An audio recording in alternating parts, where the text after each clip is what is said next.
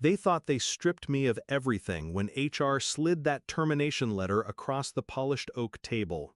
"Hand over all company property," the woman said flatly, her eyes avoiding mine. I smiled. I gave them the keys to the building. She thought it was compliance. I knew it was the beginning. An hour later, my phone buzzed. The CEO's voice exploded through the speaker. "Why is there an effing eviction notice taped to my office door?" I didn't answer. I just let him scream. I met him 12 years ago. Back then, he was just a sharp-dressed dreamer with too much charm and too little restraint. He shook my hand and promised we'd build something together, something that mattered. I believed him. I poured nights, weekends, blood into that company. My ideas, my strategies, my grit. He called me his right hand, his partner in everything but ink. I didn't mind then that the shares were in his name. I thought loyalty was stronger than contracts. But I should have remembered. People like him don't see loyalty. They see leverage. The first signs were small. Meetings I wasn't invited to. Decisions made without me. His laughter echoing down the hallway with the new golden hires, while I sat outside, unacknowledged. Then the whispers. He was grooming someone else to replace me. I ignored it. Loyalty makes you blind. But blindness ended the day I opened that email chain. My name wasn't CC'd, but someone slipped it to me. It was him, my so-called partner, telling the board I'd outlived my usefulness. I read the words twice, 3 times, each syllable cut deeper than the last.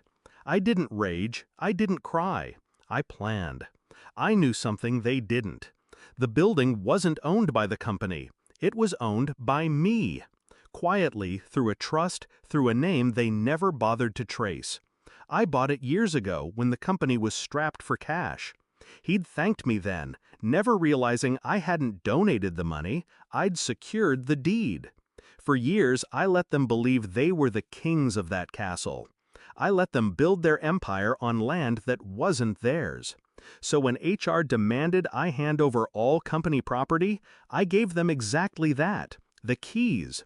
Not the ownership, not the ground beneath their feet, just the keys. The plan was precise.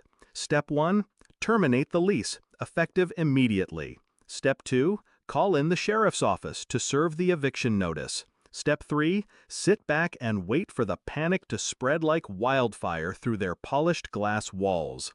I didn't need to sabotage servers or steal clients. I simply pulled the floor out from under them. The CEO's second call came 30 minutes later.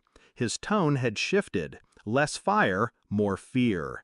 "You can't do this," he hissed. "We'll fight it." "You'll lose," I said calmly. "Read the lease. Clause 12. Termination upon breach. You broke it months ago when you diverted funds for personal expenses." Silence.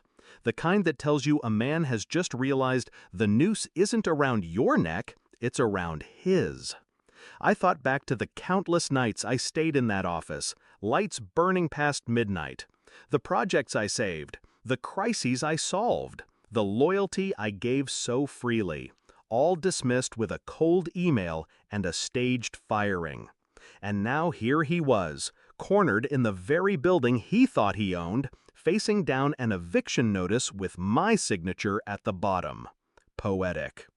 By the end of the week, moving trucks crowded the parking lot. Executives carried out boxes under the watchful eyes of security. Employees whispered, confused, fearful, some secretly amused.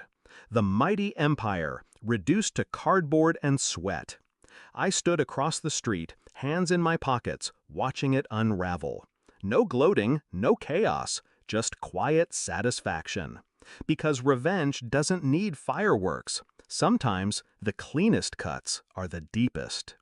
The CEO finally showed his face on the last day. His tie hung loose, his eyes bloodshot. He spotted me leaning against my car. For a moment, I thought he might cross the street, say something, apologize, threaten, beg. But he didn't. He just stood there, broken in a way power can't hide. Then he turned, climbed into his black sedan, and drove away from the building he no longer controlled.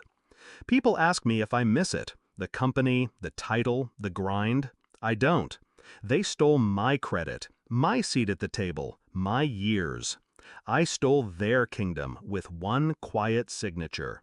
I left them with nothing but keys that unlocked doors to a place they no longer belonged. Justice doesn't always roar. Sometimes it whispers, and when it does, the silence is deafening.